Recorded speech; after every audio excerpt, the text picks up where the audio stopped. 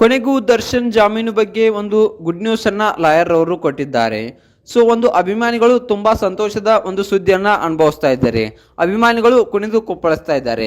So ಅಷ್ಟಕ್ಕೂ ಏನಾಯ್ತು, ನಟ ದರ್ಶನ್ ಜಾಮೀನು ಅರ್ಜಿ ವಿಚಾರಣೆ ಸರ್ಕಾರ ಸುಪ್ರೀಂ ಕೋರ್ಟ್ ನೋಟಿಸ್ ನಲ್ಲಿ ಏನಾಯ್ತು, ಸೊ ಇದೆಲ್ಲದ್ರ ಬಗ್ಗೆ ಸಂಪೂರ್ಣವಾದ ಮಾಹಿತಿನ ಈ ಒಂದು ವಿಡಿಯೋದಲ್ಲಿ ನಾನು ನಿಮಗೆ ತಿಳಿಸ್ಕೊಡ್ತೀನಿ.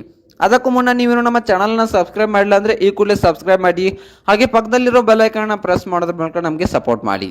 ಚಿತ್ರದುರ್ಗದ ರೇಣುಕಾಸ್ವಾಮಿ ಕೊಲೆ ಪ್ರಕರಣದಲ್ಲಿ ಸಂಬಂಧಿಸಿದಂತೆ ನಟ ದರ್ಶನ್ ಸಲ್ಲಿಸುವ ಹೊಸ ಜಾಮೀನು ಅರ್ಜಿ ಇಂದು ಸುಪ್ರೀಂ ಕೋರ್ಟ್ನಲ್ಲಿ ವಿಚಾರಣೆ ನಡೆಯಿತು.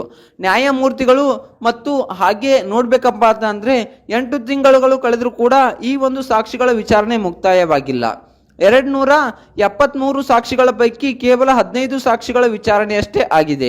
ಇದೇ ರೀತಿಯಾದರೆ ವಿಚಾರಣೆ ಮುಗಿಯಲು ಹಲವು ವರ್ಷಗಳೇ ಬೇಕು. ದರ್ಶನ್ಗೆ ಜಾಮೀನು ಮಂಜೂರು ಮಾಡಿ ಅಂತಕ್ಕಂಥದನ್ನ ಒಂದು ದರ್ಶನ್ ರವರ ಪರವಾಗಿರುವಂಥ ವಕೀಲರು ಒಂದು ಸುಪ್ರೀಂ ಕೋರ್ಟ್ನಲ್ಲಿ ಒಂದು ನ್ಯಾಯಮೂರ್ತಿಗಳ ಮುಂದೆ ಒಂದು ಬೇಡಿಕೆಯನ್ನ ಇಟ್ಟಿದ್ದಾರೆ. ಕನಿಷ್ಠ ಸೌಲಭ್ಯಗಳು ಕೂಡ ದರ್ಶನ್ ಅವರಿಗೆ ಸಿಗುತ್ತಿಲ್ಲ.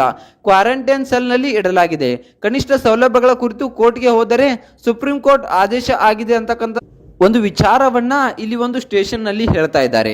ವರದಿ ಕೇಳಿದ ಸುಪ್ರೀಂ ಕೋರ್ಟ್, ಎಷ್ಟು ಸಾಕ್ಷಿಗಳ ವಿಚಾರಣೆ ಈವರೆಗೆ ನಡೆದಿದೆ, ಎಷ್ಟು ಸಾಕ್ಷಿಗಳ ವಿಚಾರಣೆಗೆ ಪ್ರಾಸಿಕ್ಯೂಷನ್ ಸೂಚಿಸಿದೆ, ಟ್ರಯಲ್ ಮುಗಿಯಲು ಎಷ್ಟು ದಿನ ಬೇಕಾಗುತ್ತೆ, ದರ್ಶನ್ಗೆ ಕನಿಷ್ಠ ಸೌಲಭ್ಯ ನೀಡಲಾಗುತ್ತದೆಯೇ ಇಲ್ವೇ ಅಂತಕ್ಕಂಥದ್ದನ್ನ ಒಂದು ವಾರದಲ್ಲಿ ವರದಿ ನೀಡುವಂತೆ ಸುಪ್ರೀಂ ಕೋರ್ಟ್ ಒಂದು ಸೂಚನೆಯನ್ನ ನೀಡಿದೆ.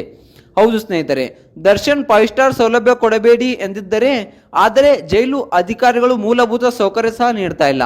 ದರ್ಶನ್ ರವರಿಗೆ ಏನು 5 ಸ್ಟಾರ್ ಒಂದು ಇದನ್ನ ಕೊಡಿ ಅಂತಕ್ಕಂಥದನ್ನ ನಾವು ಕೇಳ್ತಾ ಇಲ್ಲ, ಆದರೆ ಒಂದು ಮೂಲಭೂತ ಸೌಲಭ್ಯಗಳನ್ನೇ ಸೌಕರ್ಯಗಳನ್ನೇ ಒಂದು ದರ್ಶನ್ ಅವರಿಗೆ ನೀಡ್ತಾ ಇಲ್ಲ. ಒಂದು ವೇಳೆ ರಾಜ್ಯಕ್ಕೆ ಸುಪ್ರೀಂ ಕೋರ್ಟ್ ನೋಟಿಸ್ ನೀಡಿದ್ದು 57ನೇ CCH ಕೋರ್ಟ್ನಿಂದ ಸುಪ್ರೀಂ ಕೋರ್ಟ್ ವರದಿ ನೀಡಿದೆ. ಸೊ ಯಾಕಪ್ಪ ಅಂತಂದ್ರೆ ದರ್ಶನ್ ರವರು ತುಂಬಾನೇ ಒಂದು ಅಪಾಯಕ್ಕೆ ಅಲ್ಲಿ ಒಳಗಾಗ್ತಾ ಇದ್ದಾರೆ. ಅವರ ಬೆನ್ನು ನೋವು ದಿನದಿಂದ ದಿನಕ್ಕೆ ಹೆಚ್ಚಾಗ್ತಾ ಇದೆ. ಸೊ ಇನ್ನು ವಿಚಾರಣೆ ನಡೆಯಲು ತುಂಬಾ ದಿನಗಳು ಬೇಕು. ಸೊ ಆದ ಕಾರಣ ವಿಚಾರಣೆಗಳು ನಡೆಯುತ್ತಿರುವ ಹಾಗೆ ಅವರಿಗೆ ಒಂದು ಬೇಲನ್ನ ಮಂಜೂರಿ ಮಾಡಿ ಅಂತಕ್ಕಂಥದನ್ನ ಒಂದು ನ್ಯಾಯಮೂರ್ತಿಗಳ ಮುಂದೆ ದರ್ಶನ್ ಪರ ವಕೀಲರು ಒಂದು ವಾದವನ್ನ ಮಂಡಿಸಿದ್ದಾರೆ. ಯಾಕಪ್ಪ ಅಂತಂದ್ರೆ ಅವರಿಗೆ ಯಾವುದೇ ಸೌಲಭ್ಯಗಳು ಕೂಡ ಸಿಗ್ತಿಲ್ಲ. ನಾವೇನು 5 ಸ್ಟಾರ್ ಹೋಟೆಲ್ ಕೊಡಿ ಅಂತಕ್ಕಂಥ ಮಾತನ್ನ ಹೇಳ್ತಿಲ್ಲ, ಮೂಲಭೂತ ಸೌಕರ್ಯಗಳನ್ನಾದ್ರೂ ಕೊಡಿ ಅಂತಕ್ಕಂಥದನ್ನ ಹೇಳ್ತಾ ಇದ್ದೀವಿ. ನೀವು ಅದನ್ನು ನೀಡಲಾಗ್ತಿಲ್ಲ.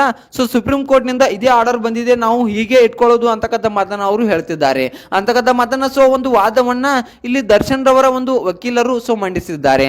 ಆಗ ಒಂದು ಸುಪ್ರೀಂ ಕೋರ್ಟ್ ನ್ಯಾಯಮೂರ್ತಿಗಳು ಏನ್ ಹೇಳಿದಾರೆಪ್ಪ ಅಂತಂದ್ರೆ, ದರ್ಶನ್ ರವರಿಗೆ ಏನೇನಾಗ್ತಿದೆ, ಅವರನ್ನು ಯಾವ ಸೆಲ್ ನಲ್ಲಿ ಇಟ್ಟಿದ್ದೀರಾ, ಹಾಗೆ ಅವರಿಗೆ ದಿನದಿಂದ ದಿನಕ್ಕೆ ಏನು ನೀಡ್ತಿದೆ, ಎಷ್ಟು ಒಂದು ವಿಚಾರಣೆಗಳು ಅವರ ಮೇಲೆ ನಡೆದಿದೆ, ಇದೆಲ್ಲದರ ಬಗ್ಗೆಯೂ ನಮಗೆ ಸಂಪೂರ್ಣವಾದ ಮಾಹಿತಿಯನ್ನ ನೀವು ತಿಳಿಸ್ಕೊಡ್ಬೇಕು ಅಂತಕ್ಕಂಥದನ್ನ ಒಂದು ಸುಪ್ರೀಂ ಕೋರ್ಟ್ನ ನ್ಯಾಯಮೂರ್ತಿಗಳು ಒಂದು ಬೇಡಿಕೆಯನ್ನ ಇಟ್ಟಿದ್ದಾರೆ.